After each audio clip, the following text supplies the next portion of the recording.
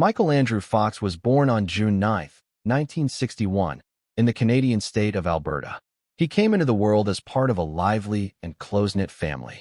William Fox, Michael's father, was a dedicated police officer who later joined the Canadian Armed Forces. He showed Michael discipline, duty, and a quiet strength that had a big impact on his upbringing.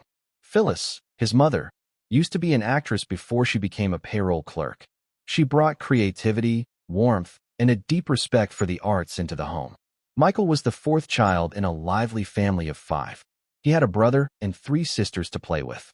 This busy family life gave him the social skills, sense of humor, and natural confidence that would later make him so charming on screen. The Fox family moved around a lot because his father was in the military for a long time. They commonly lived in different parts of Canada. Michael was constantly moving, so he was exposed to many different people, places, and cultures. This gave him a flexible mind and the ability to quickly change, which were very useful skills in the entertainment business. After moving around for years, the family finally settled down in Burnaby, British Columbia, in 1971, after William Fox retired from the Canadian military. Burnaby is a neighborhood of Vancouver. This move gave Michael stability that he had never fully felt before. It also gave him a better sense of community and belonging when he was a young teen. Michael developed a deep love for ice hockey as a child growing up in Canada, where hockey is a big part of the national culture. He dreamed of playing in the National Hockey League. To make a name for himself, he looked up to experienced players and practiced for hours on frozen ponds. His small size, on the other hand, made it hard for him to play hockey at a professional level. Still, the sport gave him toughness, persistence, and a desire to win. At the start of his teenage years, Michael found new interests that were even more important to him. Creating art, music, and acting became interesting to him. He learned to play the guitar and had a natural gift for making people laugh. He found that acting was a great way to release his energy and creativity. By the time Michael was 15, he was so interested in acting that he chose to try out for the Canadian TV show Leo and Me, which is made by the Canadian Broadcasting Corporation, CBC. Even though he was young and hadn't done much acting before, his energy, timing, and clear spark won over the casting team and got him the part. According to him, the job was his official start as a professional actor and helped him prepare for his future work. Over the next 3 years, he kept getting parts in Canadian plays, shows, and American movies that were being filmed there. These events widened his horizons and boosted his confidence. They were the slow building blocks for the big breakthrough that would change his life. Michael went to Los Angeles to become an actor full-time when he was 18. He was determined and had faith in his abilities. In the beginning, things were hard because everyone had small, often forgettable parts to play and money was uncertain. But he kept going. When he got the part of Alex P. Keaton on the hit NBC show Family Ties from 1982 to 1989, everything changed. His role as the cute, traditional, and overachieving teen struck a chord with viewers right away, making him one of the most familiar faces on TV. Over the course of his 7 years on the show, he became a popular name and won a lot of awards, including 3 Emmys and a Golden Globe. During this time, he publicly changed his name to Michael J. Fox, adding the J to honor actor Michael J. Pollard. Because Michael was so popular on TV, he quickly got big roles in movies. He became famous all over the world when he played Marty McFly in Robert Zemeckis' 1985 hit movie Back to the Future. The movie went viral because of how funny, touching, and creatively told the story it was. Reviews were raving about Michael's performance, and millions of people fell in love with him.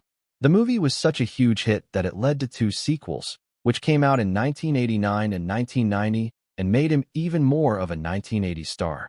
Teen Wolf, 1985, Light of Day, 1987, and The Secret of My Success, 1987, were just a few of the memorable parts he played in movies that made him a teen star. In Teen Wolf, he found the right balance between comedy and heart.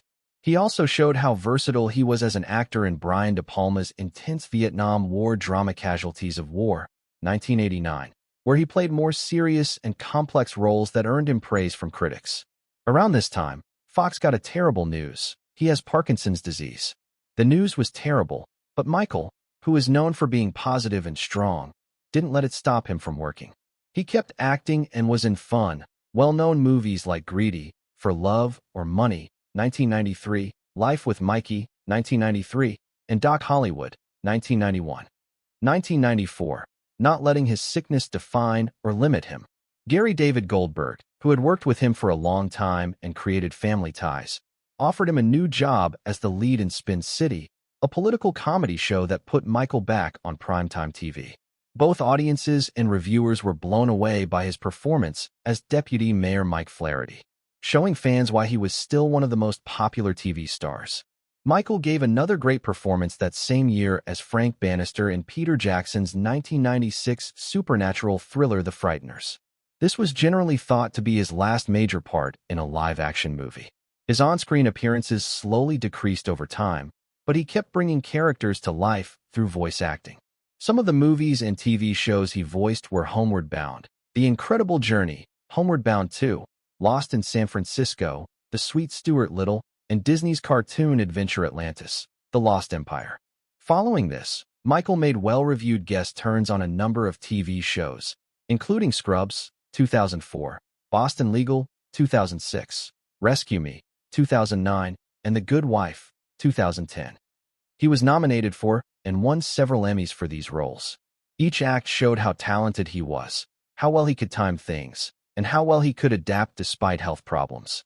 Michael became known as an author as well as an actor.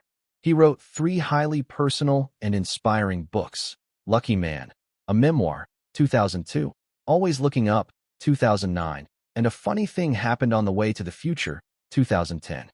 Each book tells the story of his fight with Parkinson's disease, his drive to keep hoping, and the lessons he learned about being strong, being thankful, and finding meaning in hard times. On July 16, 1988, Michael J.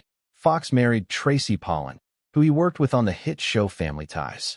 Their relationship started out as a quiet romance behind the scenes, but it grew into one of Hollywood's most enduring love stories. Their wedding was small and private in Vermont. It was the start of a lifelong relationship based on loyalty, mutual respect, and a firm resolve to face every struggle together, especially after Fox was diagnosed with Parkinson's disease a few years later. Even though being famous and working in the entertainment business can be hard, Fox and Pollan were able to build a strong marriage based on shared values, putting their family first, and an unspoken understanding that each other would always be the other's biggest source of strength. They had 4 children together, and Fox has talked a lot about how becoming a dad changed his whole outlook on life, affecting everything about him, from how he worked at his job to the positive attitude he became known for. Their son Sam Michael Fox was born in 1989, just 1 year after they got married. He gave their home a new sense of purpose and joy.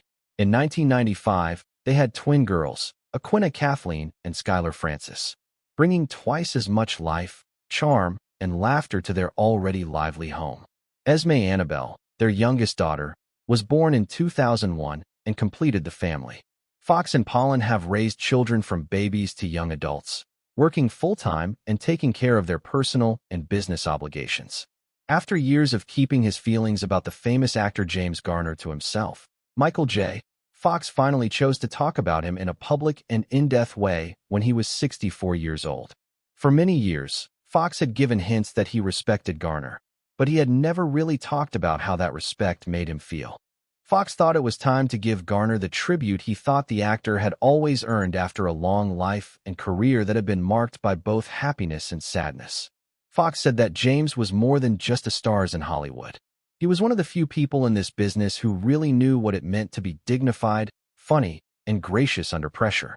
His words came from someone who had not only watched Garner's work from afar, but also studied it, learned from it, and used what he had learned in his own life. Fox remembered that he looked up to Garner as an example of how to be a star and a good person even before they worked together. He said, "I watched him as a child. He was a man without trying too hard, and his charm didn't need to be loud. He was funny and strong without trying too hard." Fox was known for playing characters who were young, active, and talked a lot. Garner, on the other hand, showed a different but just as powerful way to command the screen. She was quiet and grounded. In a deep way, Fox saw right away that Garner didn't rely on showmanship or bravado. He instead counted on being honest. Fox said he would never forget that. Fox told them he was scared when they finally met. "When I walked onto the set, I thought, This guy is everything I've looked up to for years. How about if he turns out to be different? But at that moment, Garner shook his hand and smiled.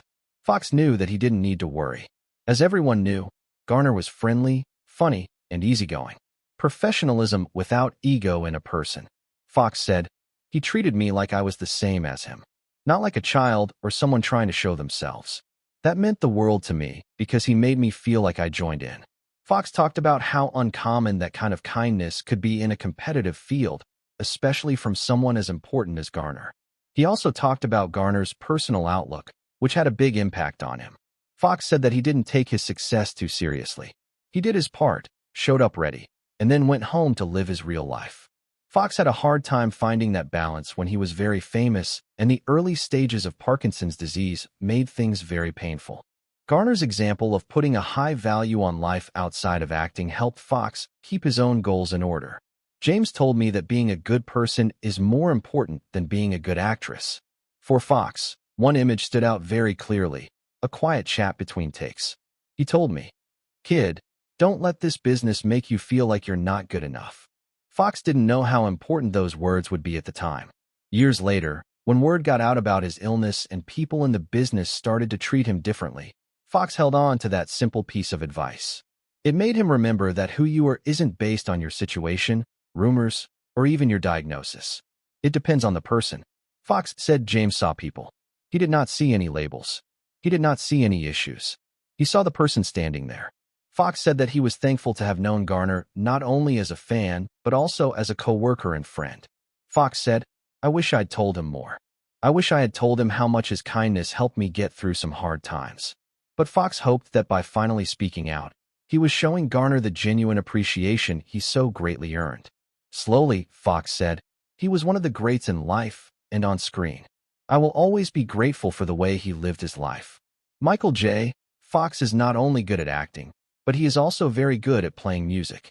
He can play both the guitar and the harmonica, and at charity events he has been known to jam with well-known artists. Michael J. Fox has kept a positive mood and sense of humor even though he was diagnosed with Parkinson's disease.